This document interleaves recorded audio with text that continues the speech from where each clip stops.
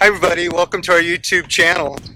I hope you can get both of us in this Hi. screen.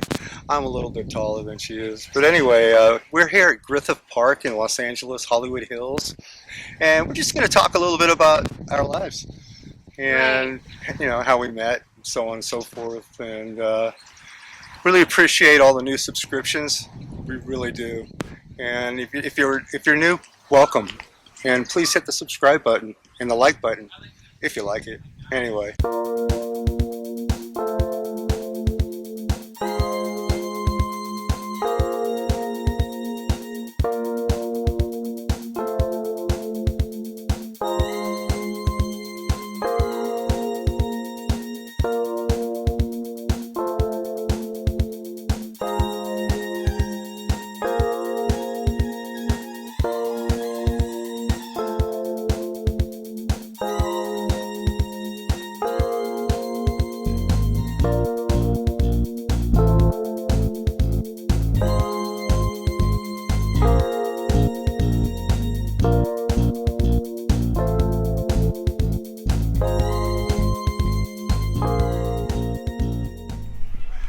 Hi, sweetheart.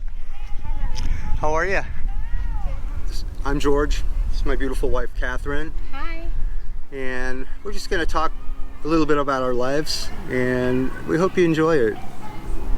If you haven't yet, please subscribe and hit the like button. We really appreciate it, and thank you to all the new subscribers. We couldn't thank you enough. And well, I guess I'm going to start it off by telling you that I'm from Hollywood. That's where I was born, and I lived here till I was about 5. Then we moved up to San Francisco and lived there till I was about 26 or 25, and then came back down to Los Angeles in my first marriage, and I've been here for 30 years ever since. And honey, where are you from? I'm from Negros Oriental and Atan Zamlan, Philippines. And tell us a little bit about your life. Well, I grew up basically poor, but we were all finished college. And back then we had a pretty, how do you call this? Like rough time, but all of us sure. helped each other. And okay, so we were 7. I was in the middle, but my sister basically helped me go to college, and my dad was the only one working in the family back then. Honey, where did you go to college? In Dumaguete, it's called AME Computer College, which is a university now. And yeah. She's quite the computer expert. Not really. Great. So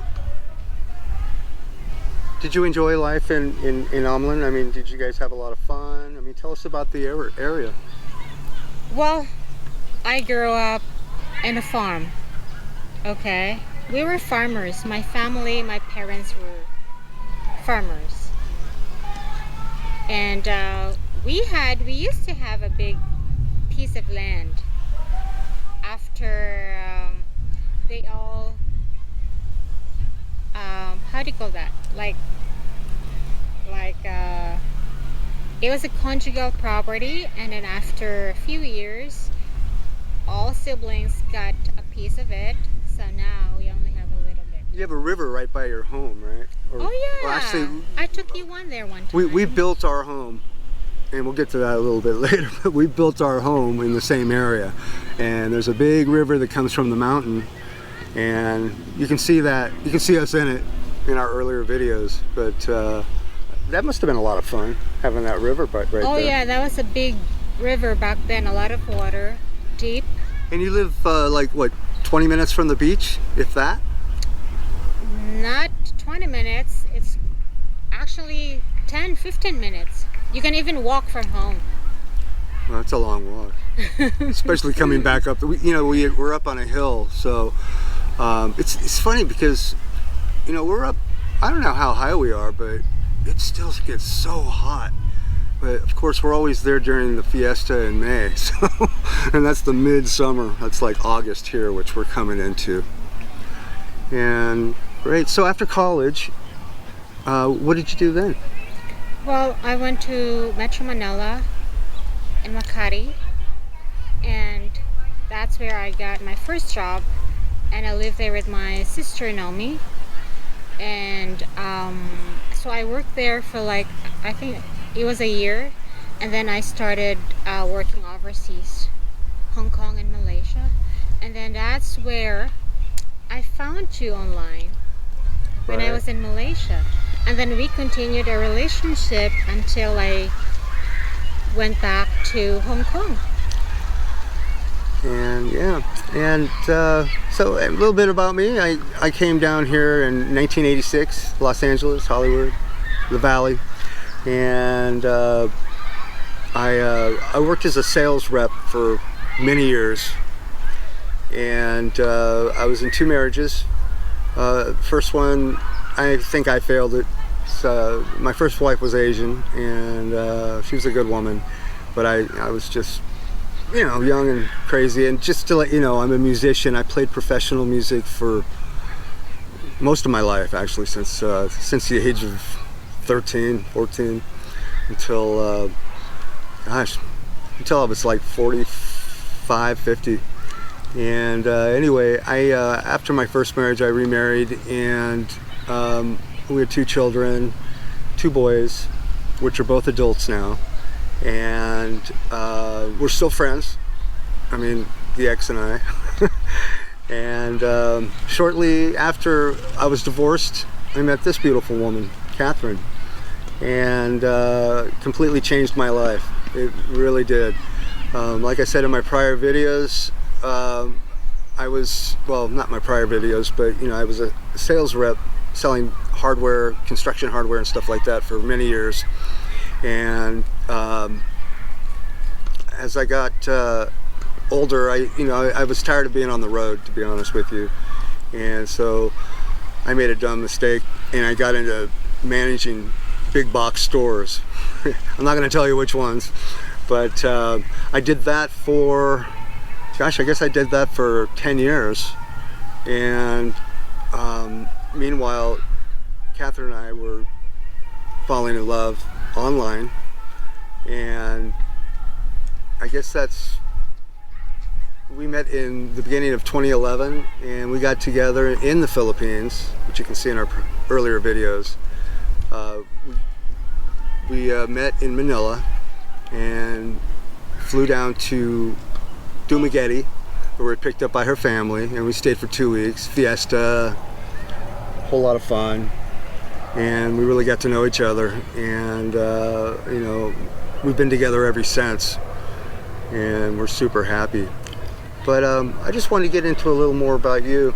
So you were in Malaysia for about a year. Mm-hmm. Or no, how long were you in Malaysia? I'm sorry. I think that was a year. Was it a year? Yeah.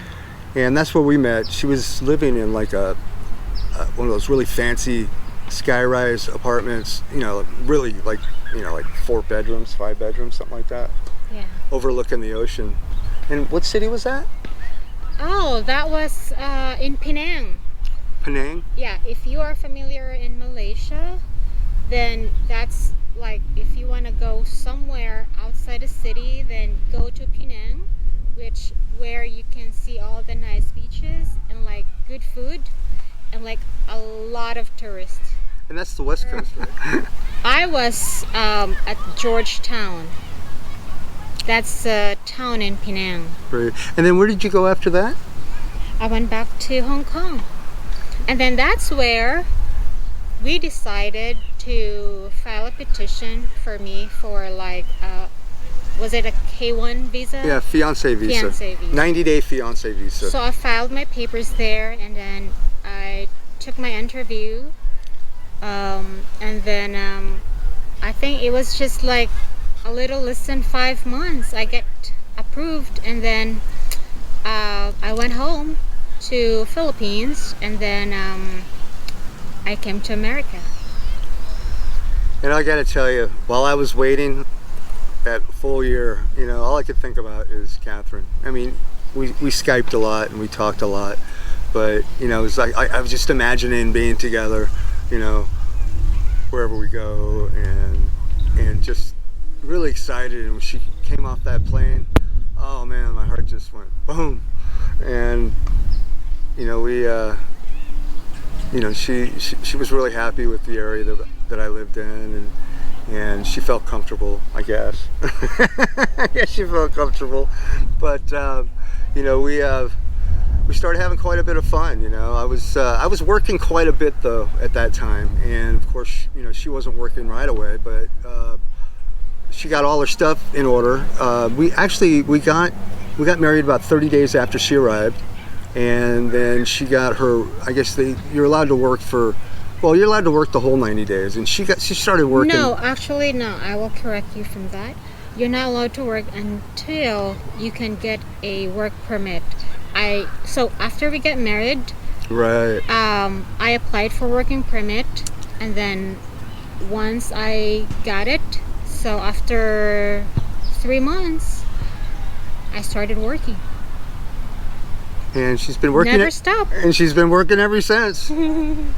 So, and at that time, I was working in the big box management scheme, and I was hating it. It was a whole lot more work than I ever expected. They expect a lot out of you in those big box stores that are chains around our country, and so it was, I guess, 2015 or 2014. I couldn't take it anymore, and I quit. And I decided I wanted to do something back on the road, because I thought, I was tired of the road, but I'll tell you, man, it's a lot easier than stressing yourself out. When you're working as a manager of a big box store, all you think about is that store, and they don't let you forget it. And it was a very stressful time for me. Employees, payroll, keeping people working, and I got a job as a limousine driver. And it was a limousine company that catered to the Hollywood studios. So it turned out that I ended up driving a lot of famous people around. And it turned out that I really liked it, and I was really good at it. And I did that a couple of years. And then I decided that, I was working all kinds of hours, sometimes graveyard, sometimes overnight, sometimes 18, 20 hours in a row, whatever is legally, lawful, legally lawful. Anyway, and I really wanted to do something that wasn't so, that didn't take up so much of my time. Although I really loved it, I really enjoyed it, and I got to drive a lot of nice cars, and I worked with very cool people, and absolutely loved it. So. After that, I saw this ad for a messenger that was paying pretty good, and so I got the job, and it turned out that it wasn't really a messenger, it was an attorney service. And what attorney services do is they pick up filings, at least back in those days, picked up filings and you took them down to the court and filed, and then you delivered like courtesy copies. And they talked me into getting my processor's license, and I did, and so I started doing process serving, which is serving people with summons and complaints, lawsuits and subpoenas and so on and so forth. And did that for about a year, and we got really busy, and so they hired somebody else, and the minute they hired another person, it started slowing down. And the money wasn't coming in as good, because it is commission, it's a small pay plus commission. I learned the business pretty well, and I decided to go off on my own. And I started a small attorney service because I could do process serving and I could do filing. And little did I know the court system was going to stop manual filing, so everything's going to be online. And so my friend Mike and I, we got this thing going called, well, I can't tell you the name, but anyway, we started an attorney service did a lot of surveying. Eventually we got an e-file portal so our customers could file through our company, and that worked out good, and we don't even have to touch that basically. And our business really took off, and 2 years after we got to, I guess it was 3 years after, during the pandemic, I lost my partner Mike, and it wasn't COVID, although he did get it, but he had some illnesses that he didn't tell me much about, and the poor guy passed away in 21. Business continued to be very good, and my wife is very supportive. She works with me in that business. She's my accountant, and she does all the invoicing and catches all my mistakes. And then what happened to you? You were working, and then you quit. I quit and I found the job that I love to do now. Which is? Which is being a med tech. What does that entail? Well, passing meds, obviously. She works in a high-end assisted living, residential assisted living, which the people that live there pay $10,000 to $20,000 a month. Yeah, pretty expensive. Yeah, and they're huge, beautiful apartments. I mean, they're not. It's like a resort type. Yeah, swimming pool, tennis courts. Yeah. And what she does is she passes out the meds to the elderly, which almost everybody there is elderly. And there's people in their 90s and their hundreds, and she really loves it. I like it. And so anyway, some other things I wanted to talk about. Catherine, before she met me, she acquired some property. I guess she bought it. You bought it from your uncle? Yeah, I bought it from my uncle. And then that's where we built our home, a retirement home. Yeah. I guess we started building. So we started building around 2016. And like I said, her father's a contractor. He doesn't do all the work, but he puts it all together and gets the best pricing. And we went there in 2017, and I'll kind of stick that video of the walkthrough that I did of this house. And it was like I said earlier, the structure was built, the high-end roof was put on, but the floors were still concrete and all that good stuff. But anyway, Amelin, rather. I'm taking some video of the house that Catherine and her father are building, and that includes me too, obviously. We're just not doing any of the physical work because he's a contractor, but look how big this place is. It's gigantic. It's got like 12-foot ceilings, and this tile roof is new. Let me see if I can zoom in on that. Look at that. It's beautiful. It's a beautiful red. It's not like the color you see in like Palmdale, and it's not that same. It's not tile. I'm hoping this video comes out okay. But I'm shocked at the size of this place. This is the foyer. Okay, and it's humongous. Of course, it's in its finish. It's not even in its finishing stages. The floor is still cobblestone, and there's no roof other than the scaffolding and the braces and the roof that these braces are holding up. But what we want to do is put wood ceilings, probably, just for looks. I mean, you don't even need them in the Philippines, to be honest with you. It'd just be for looks. And the floors, we're not sure what we're going to do. Maybe some tile, some wood. But that's the front door, and that's 12-foot. We have 12-foot double doors here. It's huge, and it's pretty awesome.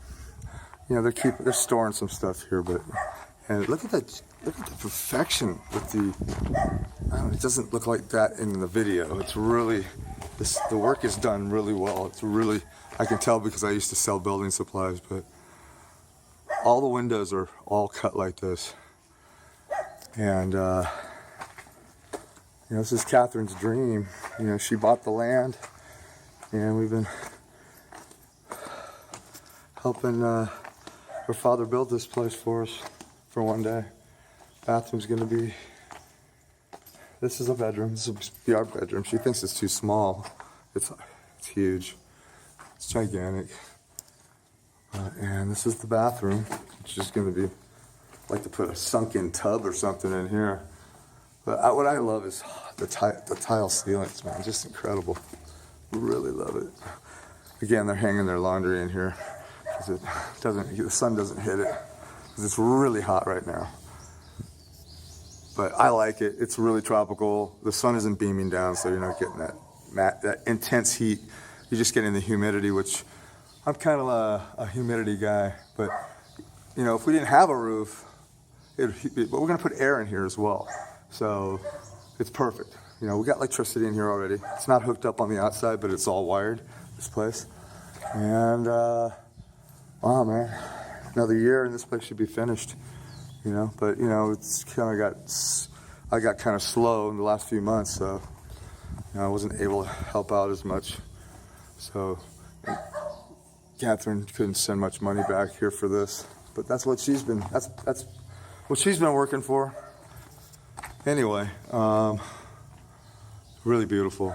It's really good to see her folks.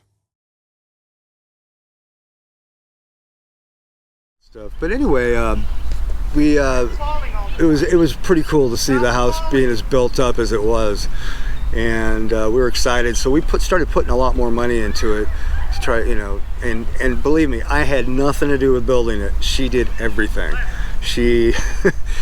I mean, I let her pick everything out. She'd ask me if I liked this and like that. Of course, I'd tell her yes or no.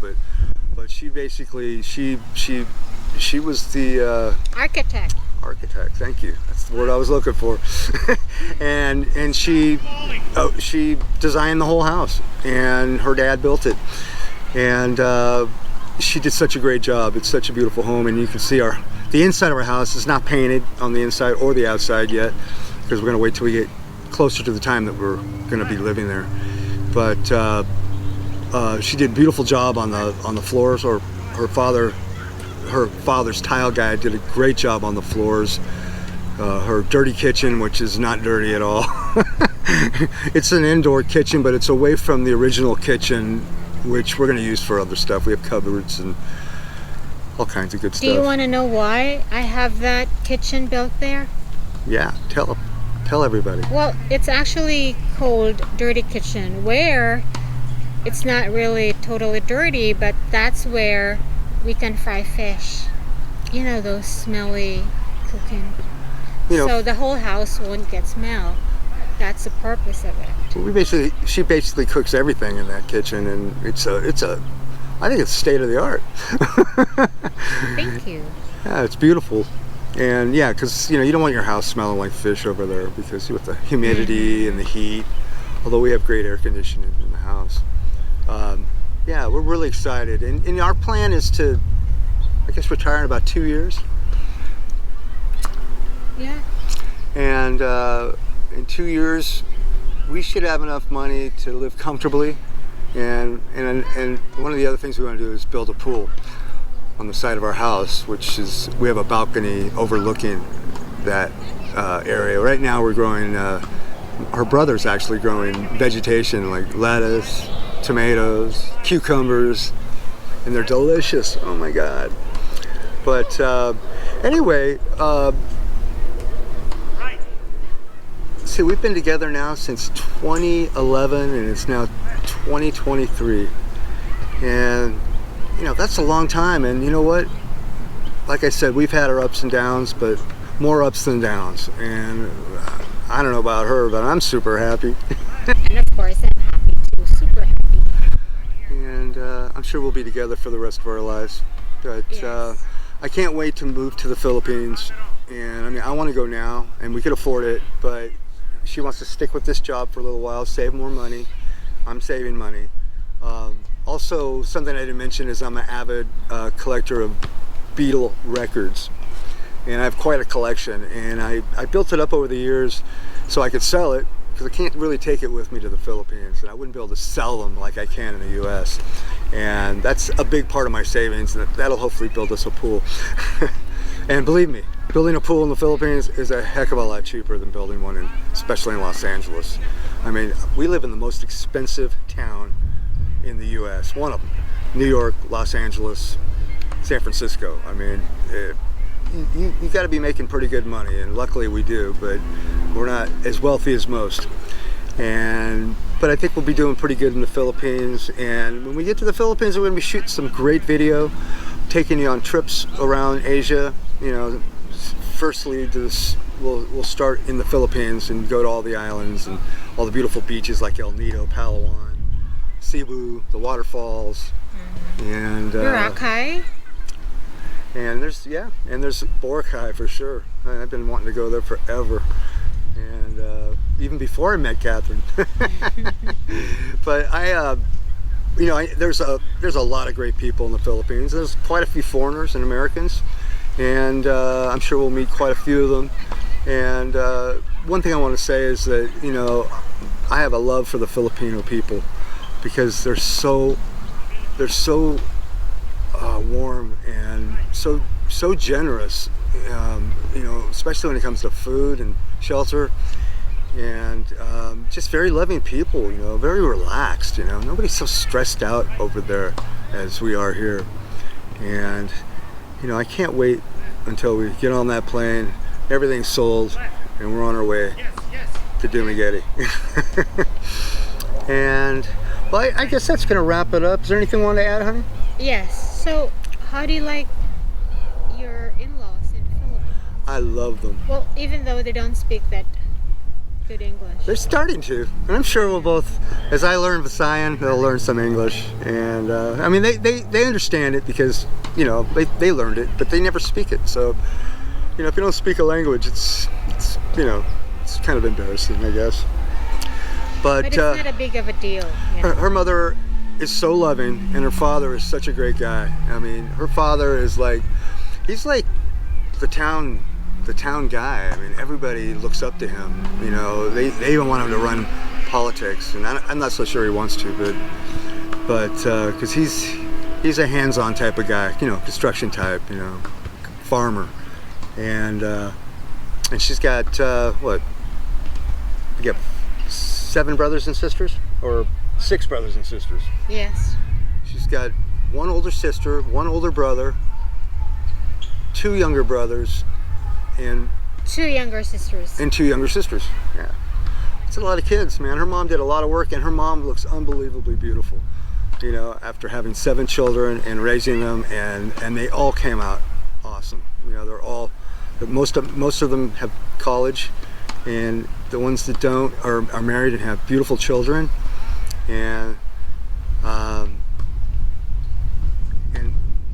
by the way. Anyway, I think we're gonna end the video now. And anything else you'd like to say, honey?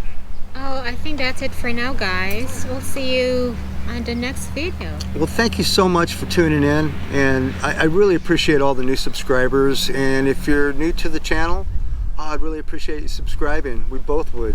And we're going to bring some really good content, but we just want you to get to know us a little bit better so you know what's going on with us. And thanks so much. Thank you very much.